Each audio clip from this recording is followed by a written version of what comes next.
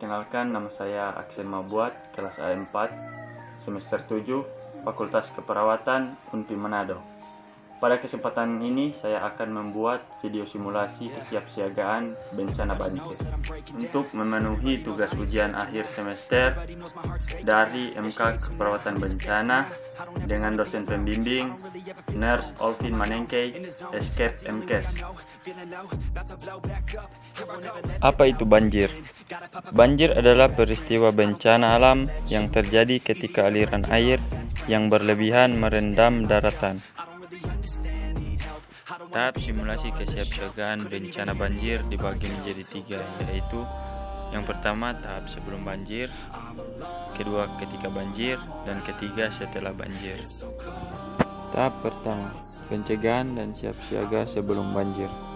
Yang pertama, melakukan reboisasi agar pohon dapat menyerap air dan menahan air agar tidak langsung mengalir ke sungai maupun pemukiman warga sehingga dapat mencegah banjir ketika curah hujan tinggi. Yang kedua, membuang sampah pada tempatnya.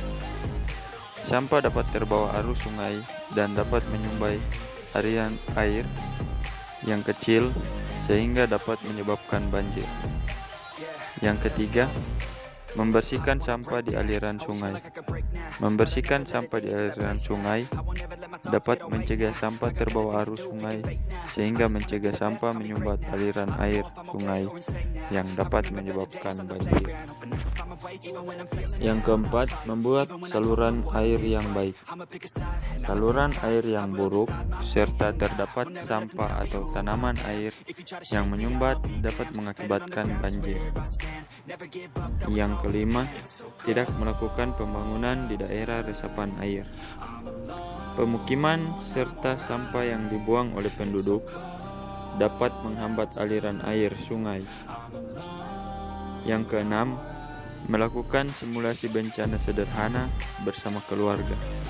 Yang ketujuh, merencanakan dan mempersiapkan tindakan yang akan dilakukan ketika bencana terjadi dapat memberikan kesiapsiagaan diri dalam menghadapi bencana.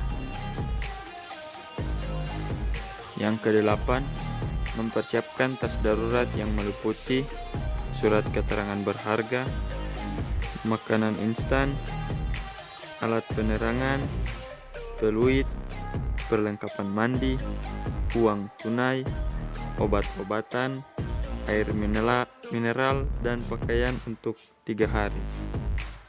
Tahap kedua yang dilakukan ketika banjir. Yang pertama, mengamankan benda-benda berharga.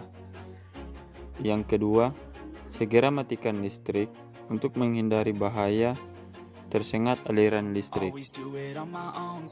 Yang ketiga, menghubungi instansi terkait bencana seperti kepala desa, lurah, atau BPBD setempat. Yang keempat, tidak berjalan dekat saluran air untuk menghindari bahaya tergelincir dan terseret arus banjir. Yang kelima, melakukan evakuasi menggunakan tali agar tidak terseret arus banjir. Yang keenam, segera mengungsi ke tempat lebih tinggi serta menunggu info berikutnya. Tahapan yang ketiga yang harus dilakukan setelah banjir. Yang pertama, secepatnya membersihkan rumah, terutama lantai yang berlumpur, serta gunakan antiseptik untuk membunuh kuman penyakit akibat banjir. Yang kedua, siapkan air bersih untuk menghindari penyakit diare yang sering ditemui setelah banjir. Yang ketiga, selalu waspada terhadap banjir susulan.